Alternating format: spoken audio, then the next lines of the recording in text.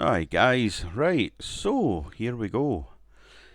So, welcome back to, I think it is episode 5, I think it is, in the WCW 2001 save on TEW. So it's been eventful so far, man, I've got to say. Like I say, like I always say in every video, go and watch the rest of them, because I do put in a lot of effort. Maybe sometimes too much effort, with the fucking... I write too much. I think that's what I do in the promos, I just write too much. But still though, man, it's good. Right, so, last week's Nitro, we got a 66. The one before that, 73, that's the best one. I don't think we'll get any better than that. But, yeah, so... Absent workers, still the same. The Wall's in rehab, Hogan's out, but available for wrestling roles, angles and shit, talking, whatever. I've no plans to have Hogan wrestle at the moment anyway. He might have one last match, I don't know, we'll have to wait and fucking see. So let's have a wee swatch here. We are also... How would you do this again, man? Pre-booking, we'll just click that. So this is the 19th of June in the game, so I'm sure it's Great American Bash. 24th. So this has got to be the final Nitro before the Great American Bash, which I think should be a good show because I have got some good matches planned. So, yeah, do you just want to go into the... We'll just go into it, Fuck it, let's just go into the show. Why not? But please do me a favour and watch the last show. Please. Watch the last video. Right, so we'll see what you think anyway. Enjoy, guys. So, we'll start with a pre-show match. Little Guido makes his debut in WCW. Pre-show, fuck it. He beats Kiwi. Oh, is that his name? Kiwi? Aye, Kiwi. So he beats Kiwi in 50... He's got a 57 rating. Well, the segment got a 57 rating. The commentary was good, and Guido's getting better at his gimmick. FBI gimmick. He's a full-blooded Italian, so obviously last week he made his debut just in a little backstage thing with fucking the Mamalukes. So basically the FBI are back. So it's alright. 57, it's fine. It's only a pre-show match anyway. Still a good match though. 57's a good rating. For me anyway. So let's go to the next match, which is subpar wrestling, non-existent crowd. Chris Hero defeated Colt Cabana with a hangman's clutch face buster. Crowd rating of 8, not good. But hopefully the crowd will warm to them. 47 segment rating. So yeah, Chris Hero made his debut last week, helping CM Punk. So I'm bringing the Straight Edge Society, and Chris Hero's the first member. Fuck it. So that got a 47. Then the Public Enemy are in a pre-show match. I'm planning on bringing in the Public Enemy to the main show, so they're going to be my next tag team. But I got a 44 rating. Rocco Rock was really off his game. Both have debuted the Extremist gimmick, which has both got a initial rating of awful, which I'm quite surprised about. So anyway, yeah, just a pre-show match. And also I want to say that Big Vito was very angry at this match. The cunt, so yeah. He was angry on losing in a fucking pre-show match. What a dick. Right, let's get to the main show. So, we start off Nitro. Look at all that. I'm sorry about all the music, all the fucking writing I've done. I really do apologise. Right, so the show starts with Hogan and Bischoff in the ring. Hogan has a mic strutting with smug confidence. Well, let me tell you something, brother. Booker T may still be a part of the WCW roster and the heavyweight champion, but he already lost one belt, and I guarantee he will lose the world title too.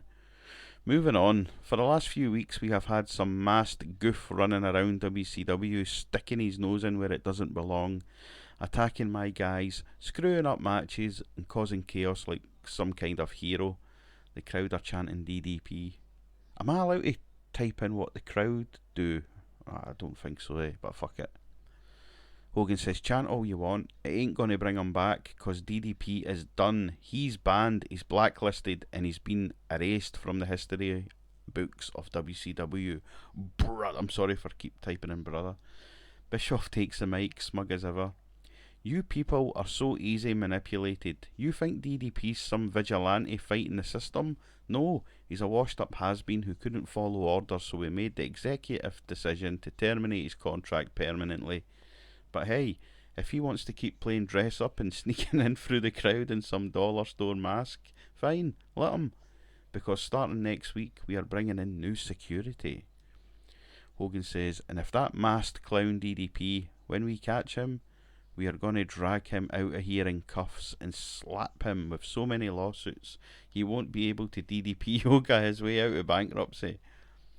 Bischoff said, so let's all have a moment of silence for Diamond Dallas Page's career because it died the day he crossed us. He's done, dudes. He ain't ever coming back, and that's just the way it is, brother. No, he didn't say that. Hogan's music plays. I think that's all I've wrote. Yeah. So anyway, that got us 70, got us off to a strong start, and the storyline advanced with the segment.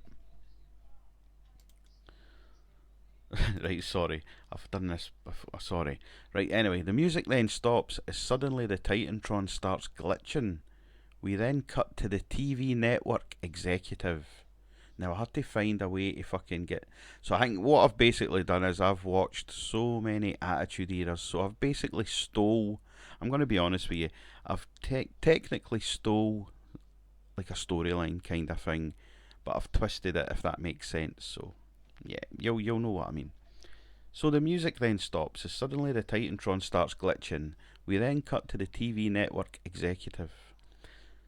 Good evening, gentlemen. My name is Michael Myers. Last week it was Robert Englund, now it's Michael Myers. Senior Vice President of Programming for FX. That's obviously the TV network that Nitro's broadcasted on, so...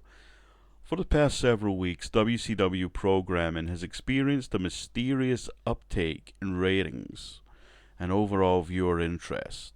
Our numbers show a 19% increase in viewership during segments involving the Masked Man, and let's not pretend we don't all know who that is. It's DDP, obviously. Hogan starts pacing in the ring whilst Bischoff looks up at the Titantron. Myers.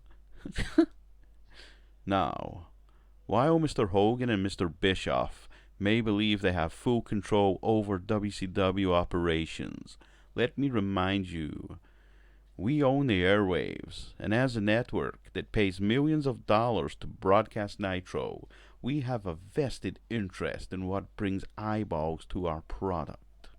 Your personal vendetta with DDP is hurting this company. You can find him, you can fine him and suspend him, but every time he shows up in disguise, ratings go up. Crowd reactions spike and the building comes alive. So this is not a request, it's an order. Effective immediately, the ban on DDP is lifted. He is to be reinstated to the active WCW roster and granted full access to our TV broadcasts starting tonight. Failure to comply will result in penalties and possible suspensions of Nitro from FX, and I assure you that no one wants that. So consider this your first and only warning, guys. The screen fades to black as we see Hogan and Bischoff raging. Sorry about that. That was a poor accent I put on, man. A poor impression.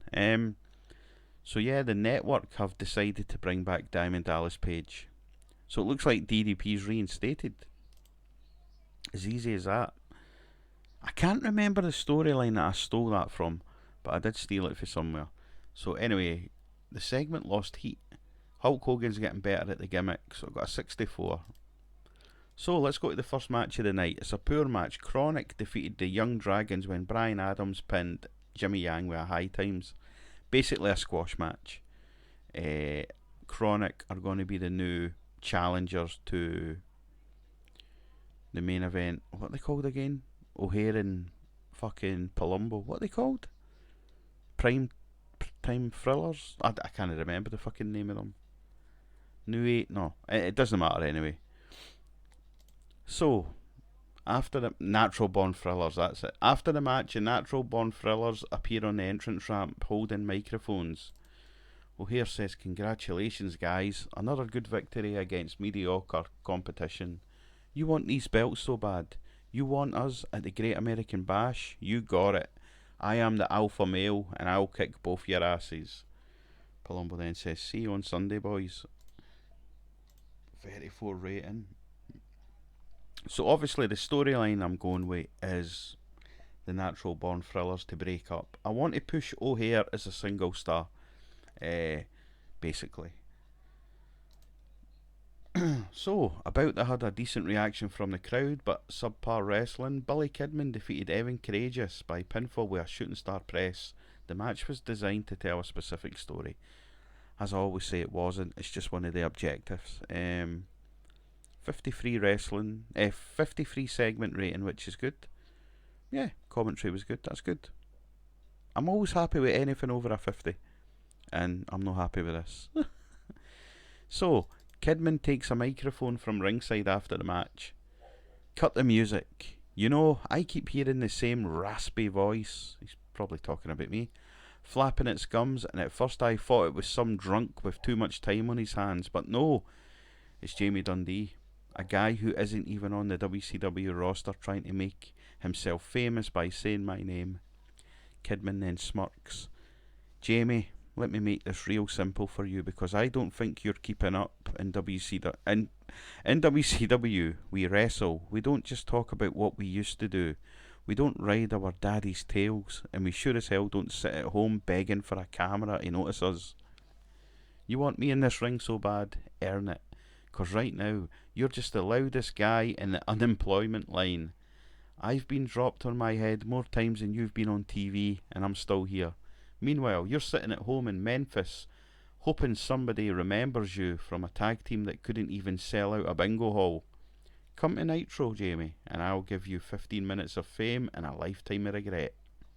Kidman throws the mic down. 34 rating. So yeah, I'm bringing in Jamie Dundee, but he's just not part of the roster. If you watch earlier videos, you'll know what I'm doing with him. So, the camera cuts to the parking lot as a black car pulls in. Out steps DDP, who is fresh from suspension, and Booker T's the world champion. They are both laughing and chatting in good spirits before they even grab their gear. The Nasty Boys, with chairs in hand, storm out from behind a production truck. DDP spots them and shouts for Booker T to move. They duck behind a row of production trucks, using the maze of trailers to dodge. They then reappear on the other side of the parking lot, slipping through a side entrance laughing. The camera cuts back to the Nasty Boys, still looking for them and looking confused and angry. Nobbs calls Hogan on a cell phone to explain how they got away. Judging by Nobbs' reaction, it appears the Nasty Boys versus DDP will happen tonight. 61 rating. The storyline lost heat. Next segment. Decent match. Juventud Guerrera defeated Shannon Moore and La Parca when Juve pinned Shannon Moore with a 450 splash. Well done, Juve. 57 rating. Just a random match that I threw together just to get them on TV. So, Stacy Keibler is backstage standing with a smiling Mark Jindrak. Paisley is standing next to him, arm wrapped round his waist.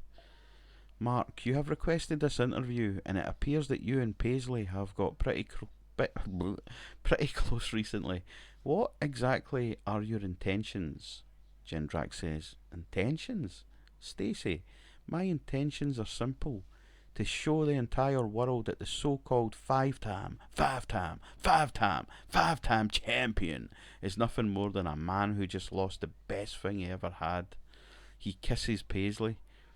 "You see, Booker T might be holding that belt, but he's missing something more valuable, and that's her. Paisley's not just the hottest woman in WCW, she's also the smartest. She has upgraded, Booker.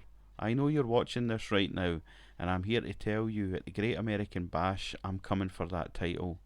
This isn't just about wrestling. This is me taking everything from you. First your girl, then your dad. Eh? Is that what I wrote? Did I actually write that?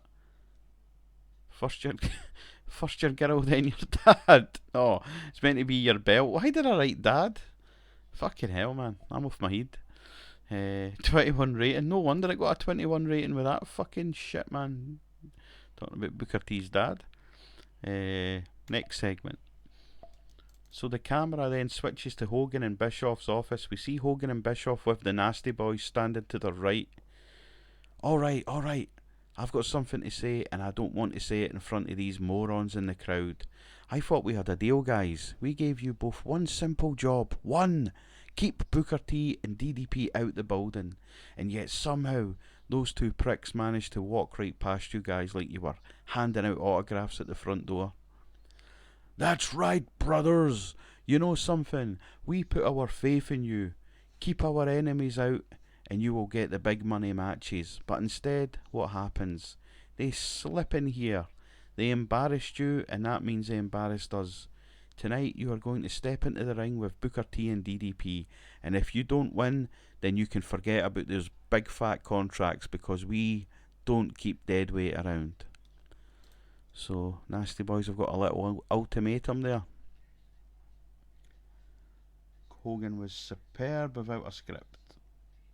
The Nasty Boys both underwhelming, and yeah, Hogan came out of this looking excellent. That's good. So, in a bout that didn't have much heat and terrible wrestling, John Tenta defeated Trent Acid in 2 minutes by pinfall with a seated senton. Just a squash match, really. Yeah, just to show Earthquake. Oh, fuck's sake. John Tenta, I still call him Earthquake. Just to show that Tenta is still a dominating force. But the announcers talk about how Tenta manhandled Trent Acid. EMTs carry Trent out of the ring. Tenta raises his arms as Jimmy Hart claps. The arena then goes completely black. The lights come back on, and just like last week, we see Sabu crouched in the corner holding a chair, pointing to the sky. Jake Roberts holding a microphone and a snake bag. Tenta looks on worried. Jake says he steps forward towards Tenta as Tenta takes a step back, looking at the snake bag in fear. Jake says, John, I've been watching you, big man. Tough man, you're a man who stared down giants and survived. I remember what you did to my little pet Damien.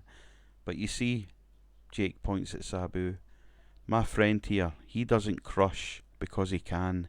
He destroys because he must. He doesn't speak your language. He speaks in scars.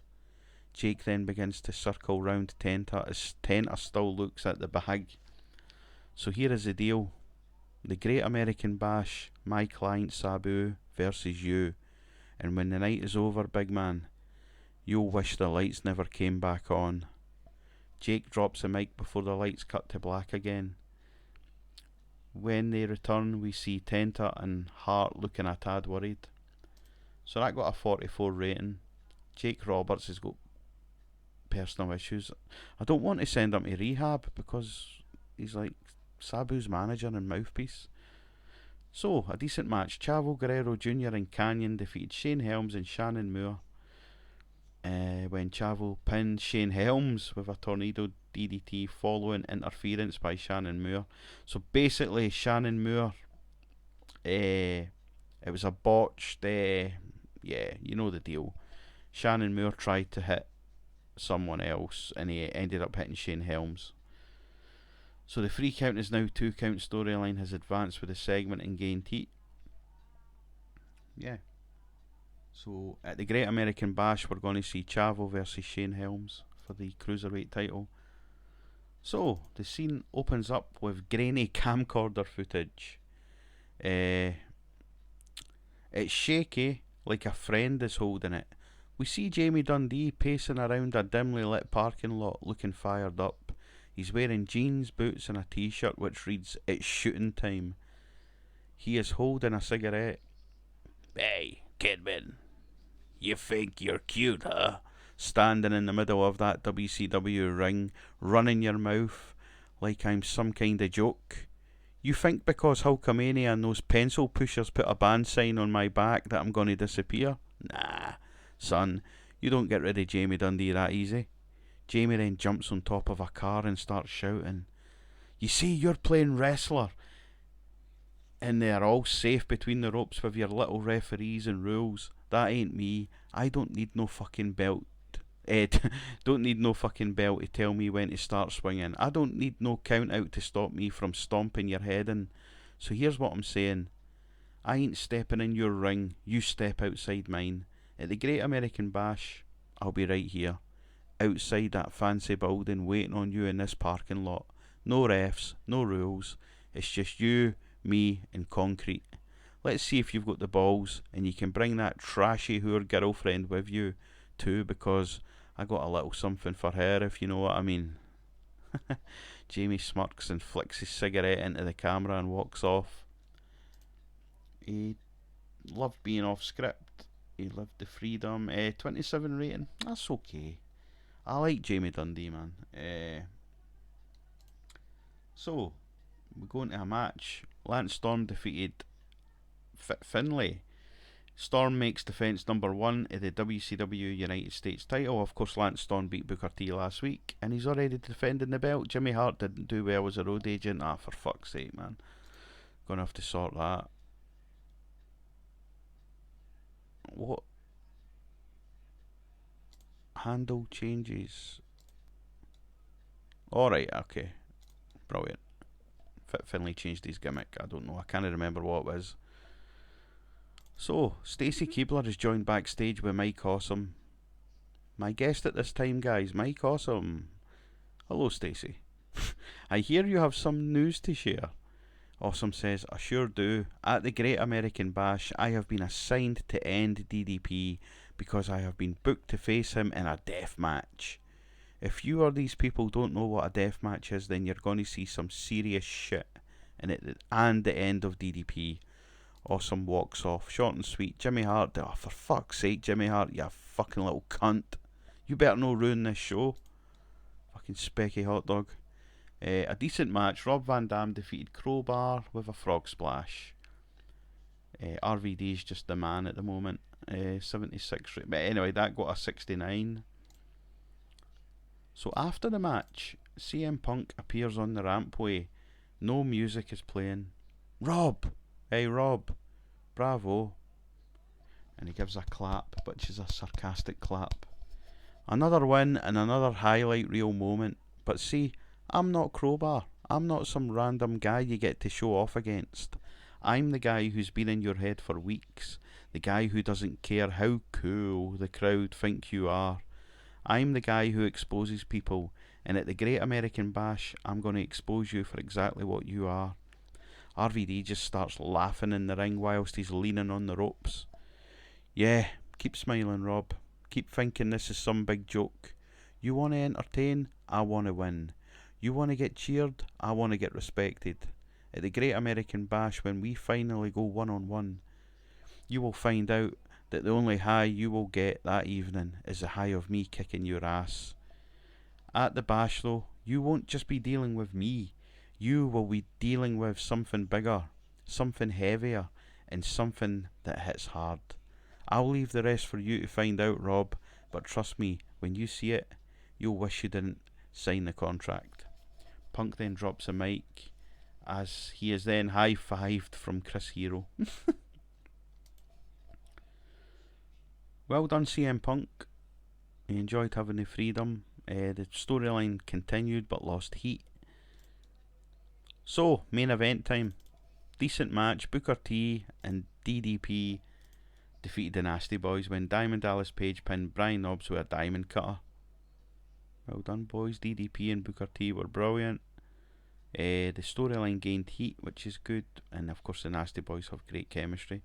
So I got a 68. That's good. I'm happy with that. And the crowd are still very hot. So, last angle of the show. Is it? Yeah, it is. So after the match, we see Mark Jindrak and Mike Awesome appear in the ring. Jindrak lays out Booker T with a chair, whilst Awesome attacks DDP and throws him to the outside. Awesome then sets up a table and violently chokeslams DDP right through the table. We see Hogan and Bischoff appear on the entrance ramp laughing and clapping. Booker T is dazed but turns round and sees Jindrak and Paisley making out. Booker wants to fight but he's too dazed. The show ends. So we'll see what happens at the Great American Bash. That's just kind of setting up the matches. That got a 50. I don't think this is going to be a good rating. 58. Fuck me, man. The show lost its popularity in 9 regions. Increased it in 1 region. We used the Nasty Boys too much. We used Shannon Moore too much. I don't think we did. The crowd was disappointed of not getting any matches that were aimed at being high spots or steal the show. I've totally forgot about that. That's my bad. 58. That's no good. The fucking week before a pay-per-view. That's not good at all. So the next show's going to be the Great American Bash. Let's hope we can get a good rating on that one. It's an important show, man. Any news? The Nitro figures 0.69. Yeah, not good, is it? I don't know what they think. What did they think of it? Last Nitro's. Oh, so it's no telling you what they actually thought of it. So aye, not a good show there, to be honest. A 58 rating's not good, especially since a couple of weeks ago we got a 73 rating. So fucking hell, they're obviously really going down, which is not good. It's no good at all. House show held. Yeah. Steve Austin's the most popular, then it's Hogan, blah blah blah. Anyway guys, fuck all that shit.